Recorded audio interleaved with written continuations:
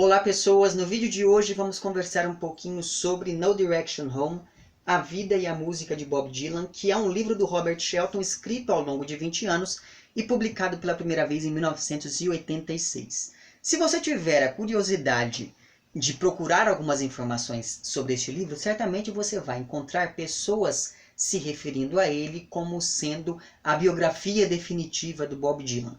Não que eu tire a razão dessas pessoas, mas eu acho que isso não faz muito sentido, já que o próprio Dylan é a prova viva de que não há nada de verdadeiramente definitivo nessa vida, não é verdade? Só que eu reconheço que as pessoas dizem isso, ou imagino que as pessoas digam isso sobre este livro aqui, graças ao nível de detalhamento que o Shelton coloca nessa sua obra. Como você percebe, é um livro bem gordinho, ele tem mais de 700 páginas, mas o que acontece? O Robert Shelton, esse nível de detalhamento se deve ao seguinte: o Robert Shelton foi o único biógrafo autorizado pelo próprio Dylan a entrevistar não apenas o biografado, que é uma pessoa avessa a entrevistas, mas também os seus parentes, os seus amigos de infância, sendo que o Dylan é uma pessoa muito reservada. Não é? Então, se você aí procurar algumas entrevistas do Bob Dylan, sobretudo aquelas que ele deu mais no começo da carreira, você vai ver que, primeiro, ele tem um senso de humor peculiar, digamos assim, e ele é muito esquivo. Então, as pessoas fazem algumas perguntas, ele dá algumas respostas assim tão escabrosas para tentar se preservar daquela imagem pública que estavam tentando fazer dele, e esse processo fica muito claro aqui. Aqui tem uma série de transcrições dessas entrevistas, então é muito interessante ir acompanhando as opiniões do Dylan sobre aquilo que as pessoas achavam dele próprio. Pois bem, e daí você deve estar pensando, bom, mas por que então que o Robert Shelton teve esse privilégio, digamos assim, não é, de ser tão próximo do Dylan? Por quê? O que acontece? O Robert Shelton, ele era um jornalista cultural do New York Times. Ele começou a carreira nos anos 50, se não me engano. Ele morreu em 94 ou 95. E o Robert Shelton sempre foi muito atento à cena musical underground de Nova York. E foi graças a essa atenção que ele, enfim, dispendia a estes ambientes que ele acabou descobrindo o Bob Dylan antes de qualquer outra pessoa. Então, graças a isso, ele acabou publicando em 29 de setembro de 1961 uma resenha que foi responsável por tirar o Bob Dylan do ostracismo e torná-lo conhecido da noite para o dia. O nome dessa resenha é alguma coisa como Bob Dylan, um cantor folk com estilo distinto, alguma coisa assim. Se você aí lê em inglês, eu acho que vale a pena você procurar essa resenha na internet, porque é muito interessante observar como que o Shelton, naquele primeiro texto sobre o Dylan, já previa algumas coisas que aconteceriam alguns anos depois. Pois bem, coincidência ou não, um mês depois dessa resenha ter sido publicada no New York Times, o John Hammond, que era então digamos, o produtor, um dos principais produtores da Columbia, que era uma gravadora de peso da época, o John Hammond, um mês depois então da publicação dessa resenha sobre o Dylan, procuraria o nosso coleguinha aqui com um contrato para gravar o seu primeiro disco. Só que o interessante disso tudo é que o John Hammond procuraria o Bob Dylan sem nunca ter escutado ele cantar. Ele só foi procurar aquele rapaz porque ele leu uma resenha no jornal dizendo que ali havia algo a ser trabalhado. Ali havia um diamante bruto a ser lapidado, digamos assim. Ou seja, o Robert Shelton foi o sujeito que percebeu algo de promissor no Bob Dylan, apesar de todos os indícios que indicavam exatamente o contrário. Porque o Bob Dylan, ele sempre teve uma voz anasalada, ele toca violão e gaita de maneira mediana. É claro que hoje ele está muito melhor do que no começo. Ele tinha um estilo muito desgrenhado no início da carreira. Então veja, por mais que todos os indícios mostrassem o contrário, o Robert Shelton percebeu que o Dylan tinha alguma coisa ali que o faria decolar em sua carreira. E ele percebeu isso quando o Dylan ainda era um rapaz recém-chegado de algum lugar desconhecido do interior do norte dos Estados Unidos, um rapaz que não tinha onde morar, um rapaz que tinha sido rejeitado por 3 gravadoras de música folk, que era o movimento musical ao qual o Dylan se filiou no início se filiou ou foi filiado no início da carreira. O Dylan naquela época era um rapaz que enfim, para resumir tudo, só conseguia tocar em bares para ter ali algum dinheiro e não passar fome. Então foi a resenha do Shelton que projetou a imagem daquele rapaz que contava então apenas com 20 anos. E detalhe, no momento em que o Shelton escreveu aquela resenha lá, em 29 de setembro de 1961, um dia antes do meu aniversário, olha só, o Dylan era conhecido apenas como cantor e não como compositor. Tanto é assim que, quando você pega o primeiro disco do Bob Dylan, que foi lançado em 1962, salvo engano, aqui você tem apenas 2 composições assinadas pelo próprio Dylan, que são lá o Talking New York e o Song to Woody, que é uma homenagem que o Dylan fez a Woody Guthrie, que é um dos grandes nomes da música folk e que o inspirou em vários sentidos no início de sua carreira. Por exemplo, se não fosse a música do Woody Guthrie, provavelmente o Bob Dylan não teria, enfim, se interessado de fato pela música folk e, portanto, não teria gravado seu primeiro disco. Com isso, eu quero chamar a atenção para o fato de que a carreira do Bob Dylan foi criada, pelo menos inicialmente, por um artigo de jornal, já que, apesar de ser talentoso, ainda que não uma pessoa excepcional, as chances do Dylan sair por conta própria daquele ambiente underground eram mínimas. Então ele acabou, enfim, contando com este empurrãozinho aqui do nosso amigo Robert Shelton, e por conta disso, então, os dois acabaram se tornando colegas, né, e depois amigos, o que garantiu ao Shelton um acesso total e irrestrito à vida, não apenas profissional, mas também pessoal do Dylan, que nenhum outro jornalista jamais voltaria a ter, porque, enfim, o Dylan é uma pessoa bem esquiva, como eu falei para vocês, não é? Então o Shelton ele acabou tendo essa proximidade maior com o Dylan, sobretudo porque foi graças a um texto que o Shelton escreveu que o Dylan foi notado pela primeira vez. Então, além de acompanhar o Bob Dylan, digamos assim, nos shows mais icônicos, não apenas de sua carreira, mas da história do rock de uma maneira geral, o Shelton conseguiu ir aos poucos descobrindo alguns detalhes sobre o passado que ajudariam a desmistificar toda aquela aura que o Dylan foi construindo ao seu redor nos anos iniciais lá de sua carreira, né, ao longo dos anos 60. Pois bem, mas agora vamos por partes aqui. O Bob Dylan nasceu em 25 de maio de 1941, ou seja, ele vai completar mais um ano de vida agora no fim desta semana, né, na sexta-feira, se não me engano. E o Dylan nasceu no interior, numa cidadezinha pequenininha no interior do Minnesota, no norte dos Estados Unidos. E é por isso que ele tem aquele sotaque bem característico daquele lugar. Não sei quanto a vocês, mas eu gosto muito dos sotaques da parte de cima, né, do norte dos Estados Unidos. Eu acho um jeito de falar muito bonito, muito característico. Se você nunca teve essa curiosidade, procure saber, como diria o Lobão, né?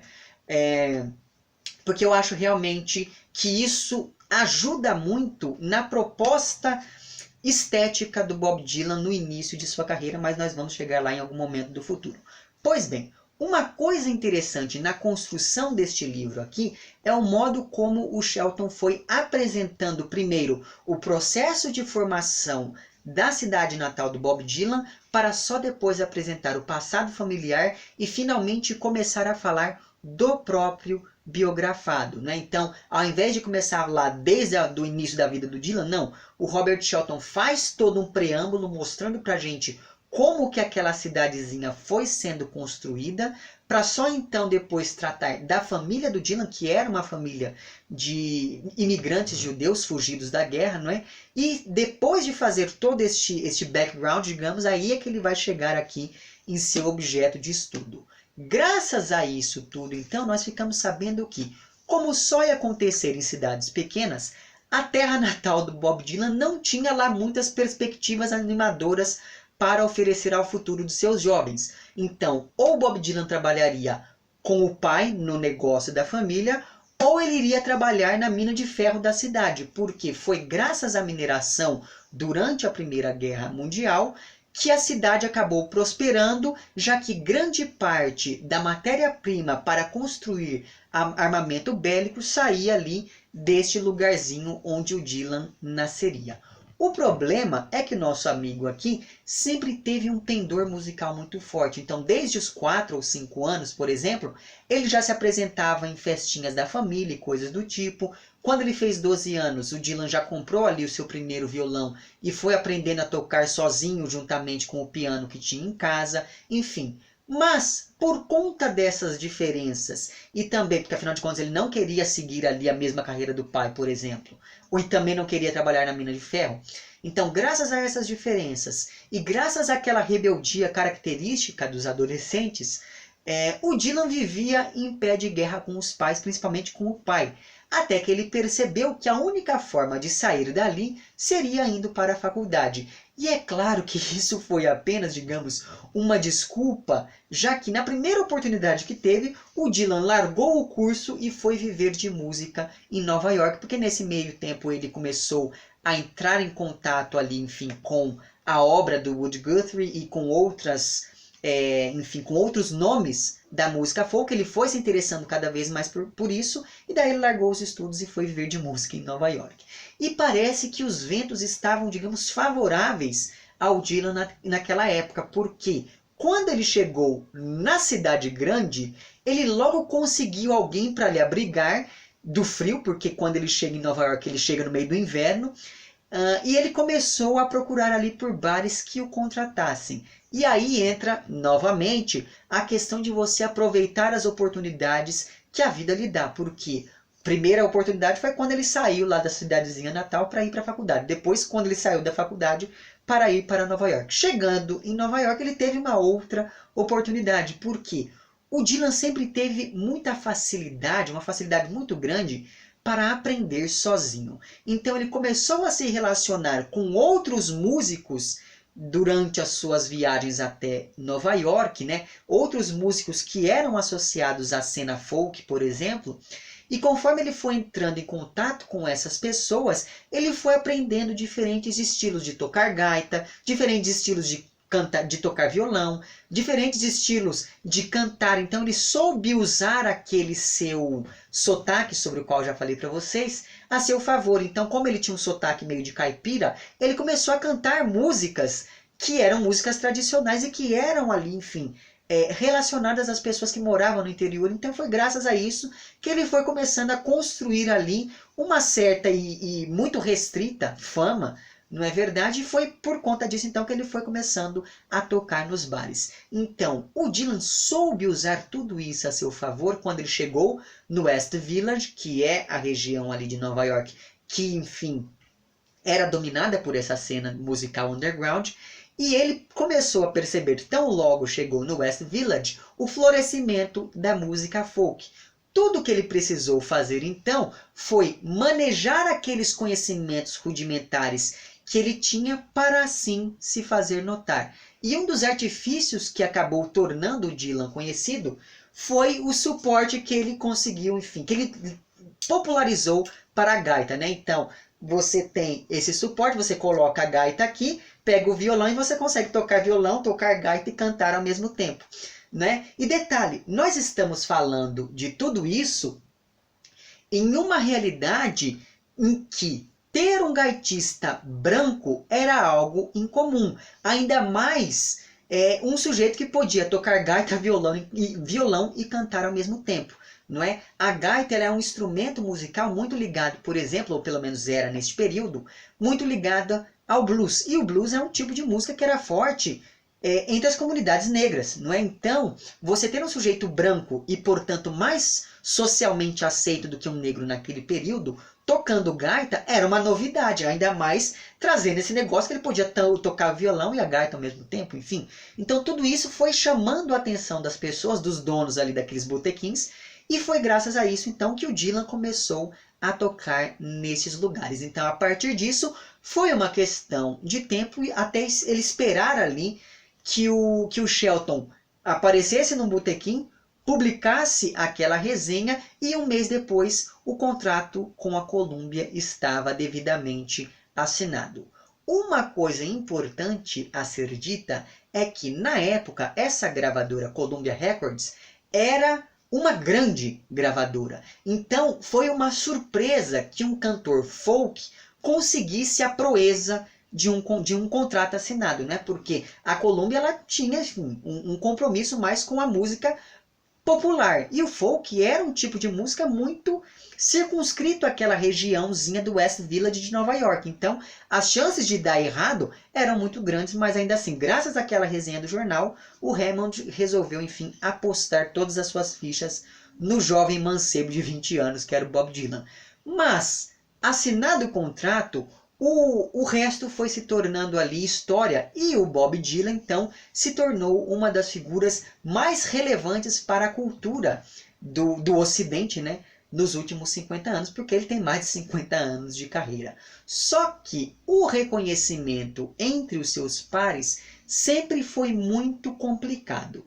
Primeiro, o primeiro disco do Bob Dylan não fez sucesso nenhum, ele só ficou conhecido ali entre um público muito restrito, não é? Com o seu segundo disco, que é o Free Wheelin' Bob Dylan, ele conseguiu não apenas mostrar o seu lado compositor, quase todas as músicas desse disco aqui são assinadas pelo próprio Dylan, mas ele também conseguiu se associar aos cantores de protesto, porque tinha isso. Você tem o movimento da música folk, que é uma música mais voltada às canções tradicionais de um determinado lugar, não é?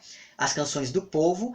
E dentro deste movimento maior, você tem um submovimento que era a música de protesto, né? Eu acho que um equivalente aqui no Brasil seria, sei lá, o Chico Buarque durante os anos da ditadura militar. Pois bem, então, o Bob Dylan, com este seu segundo disco, ele conseguiu se associar a este movimento dos cantores de protesto, sobretudo no que diz respeito ao movimento pelo direito dos negros, pela luta a favor do desarmamento.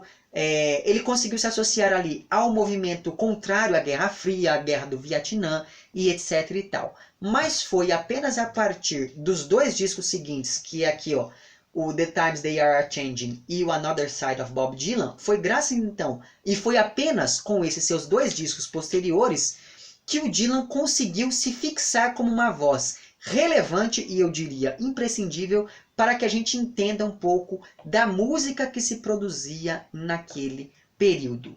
Entretanto, as coisas nunca foram fáceis para o nosso colega aqui, porque, primeiro, ele não era considerado um ótimo cantor.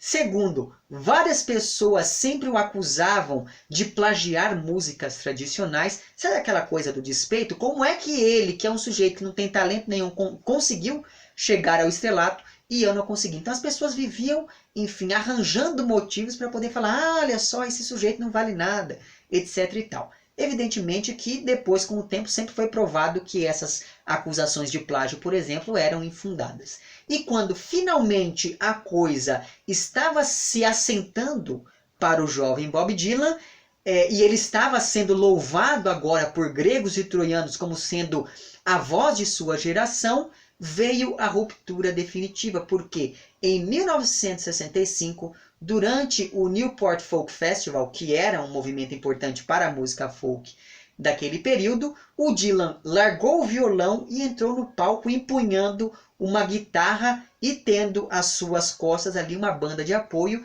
dando início à sua fase elétrica. Por conta disso, então, dessa mudança, que hoje em dia a gente fica pensando até, nossa, mas isso não é grande coisa. Na verdade, o cara tocava violão e depois ele foi lá e tocou guitarra. Só que por conta dessa mudança, o Dylan foi acusado de estar se vendendo, ele foi chamado de Judas, ele foi ameaçado de morte.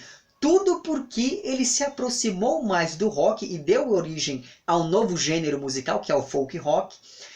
E ele deixou de tratar explicitamente de questões sociais. Então ele não era mais um cantor de protesto, isso era uma coisa absurda, etc. E na minha opinião, o Dylan fez bem em, enfim, mudar um pouco de sua toada, porque a coisa estava indo para um lado muito perigoso, porque já estavam chamando o Dylan de um novo Messias e coisa do tipo. Sobre isso, existe um trecho aqui na biografia, na página 286, em que o Robert Shelton vai tratar exatamente dessa divinização pela qual o Dylan passava naquele período dos anos iniciais, dos 3 primeiros anos de sua carreira. Ele diz o seguinte: o conceito de Dylan como figura messiânica se estendeu muito. Em novembro de 1970, Esta carta foi publicada no Melody Maker, o seminário britânico de música pop, sob o título Dylan é o Novo Cristo, com uma foto com a legenda Dylan igual a Messias. E daí diz a carta: Bob Dylan, e não Jesus de Nazaré, como foi reportado anteriormente, é o Messias vivo para os jovens de hoje. É possível aprender mais com a vida de Dylan do que com 10 Jesuses. Citação de Dylan: ser notado pode ser um fardo. Jesus acabou crucificado porque ele se fez notar. Então desapareço muito. Então veja, coisas neste teor aqui estavam começando a ser publicadas.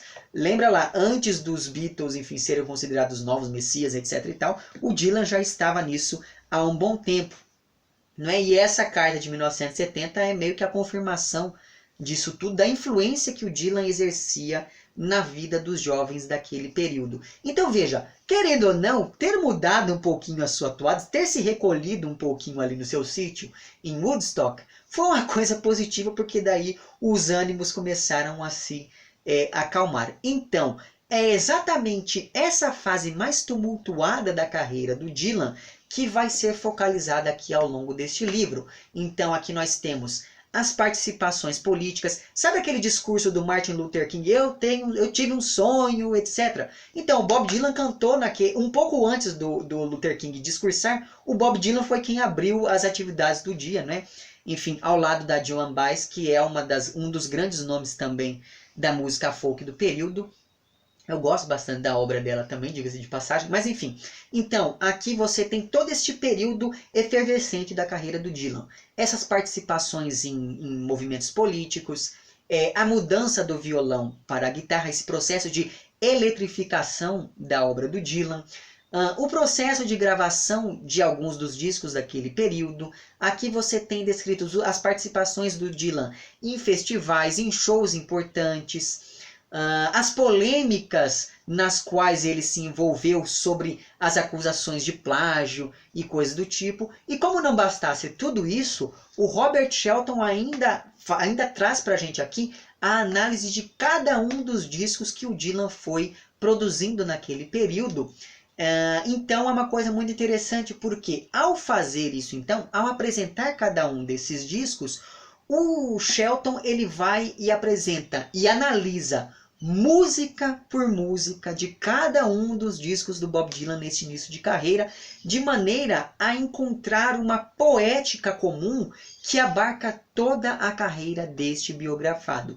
Então esse daqui é aquele tipo de livro que eu acredito que, enfim, você vai ganhar muito se você ler este livro ouvindo algumas músicas do Bob Dylan, né? Para que você tenha uma experiência de imersão completa aqui neste universo. A menos que você conheça muito da obra do Bob Dylan, e daí você consegue lembrar muito bem de cada uma das gravações, enfim, sem precisar ouvi-las. Agora, caso não seja este o seu caso, né? Eu fiz uma playlist no Spotify, eu espero que eu não me esqueça de colocar lá embaixo no box de descrição deste vídeo, e daí, enfim, eu fui selecionando algumas dessas músicas da carreira do Bob Dylan, né? Eu fui um pouquinho para além daquilo que o Robert Shelton traz nessa sua biografia, e daí você, se tiver interesse em ler o livro, eu acho que vai ser uma boa experiência você fazer isso ouvindo algumas daquelas músicas. E se você não tiver interesse em ler aquele livro, eu acho que vale a pena você, enfim, ouvir aquelas músicas, porque assim você consegue ter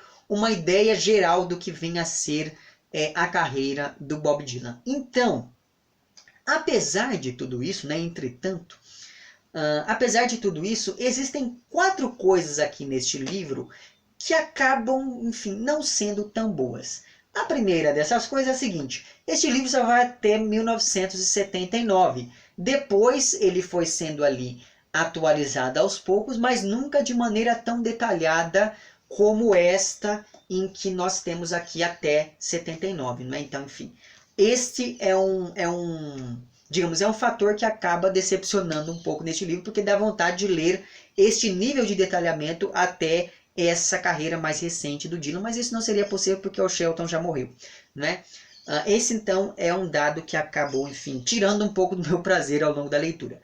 Segundo dado é o seguinte: nós vamos descobrindo ao longo da nossa leitura que o Bob Dylan era um sujeito muito mentiroso. Então ele conseguiu criar muito bem aquela persona misteriosa no começo da carreira. Ele se recusava a dizer de onde ele tinha vindo. Cada vez que uma pessoa perguntava, ele dizia que veio de um lugar diferente. Enfim, então por mais que o Robert Shelton consiga desvendar algumas dessas mentiras ao leitor, por vezes ele acaba, enfim, embarcando no conto do vigário ali, por conta do contato que ele tinha com o próprio Dylan, né? Então ele vai entrevistar um cara que mente nas entrevistas e vai colocar isso como se fosse verdade no livro, né? Enfim, isso acaba sendo um ponto que é desfavorável ao longo da leitura, porque o Shelton ele acaba, enfim, ajudando a construir este personagem mítico em alguns momentos aqui. E aqui entra outro defeito deste livro, que é o seguinte: como o Robert e o Dylan eram muito amigos,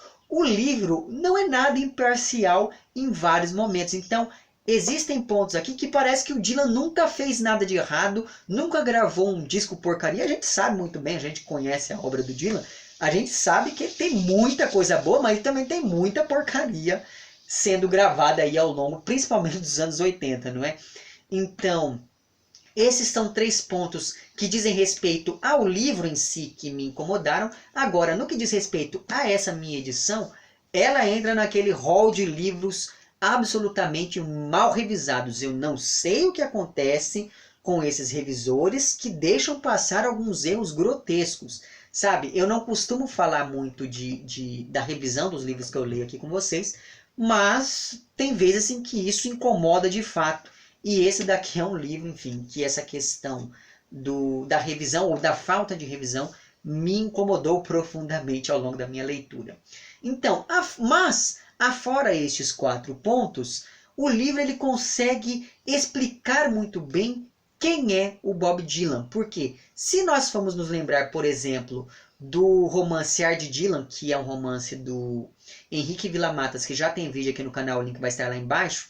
Se nós vamos nos lembrar do que o Ard Dylan faz, nós estamos aqui diante de um personagem em constante processo de mutação. Um personagem que é um verdadeiro símbolo da mudança e da inconstância, segundo o nosso amigo Henrique Villamatas lá naquele seu romance.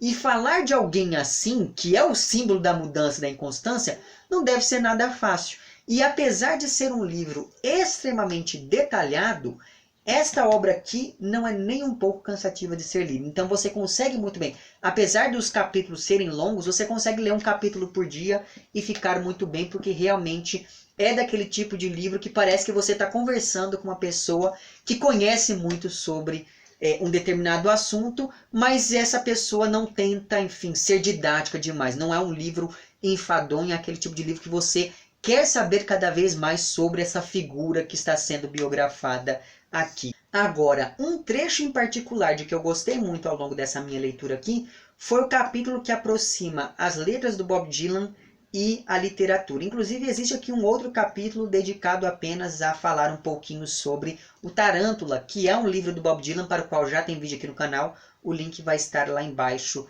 também. Então, desde os anos 60, desde o surgimento deste seu segundo disco aqui, o Bob Dylan foi sendo aos poucos comparado aos grandes nomes da literatura universal. Então, desde esse seu segundo disco, ele foi sendo comparado aos poetas da geração Beat, à Bíblia, ao Shakespeare, ao Homero, ao Walt Whitman, ao Brecht, ao Ezra Pound, ao Charles Dickens, ao Kafka, ao William Blake, ao Rimbaud, não é, que é o grande poeta do simbolismo francês, ao autor, ao compilador, enfim, de Beowulf, que é um outro livro que já tem vídeo aqui no canal também.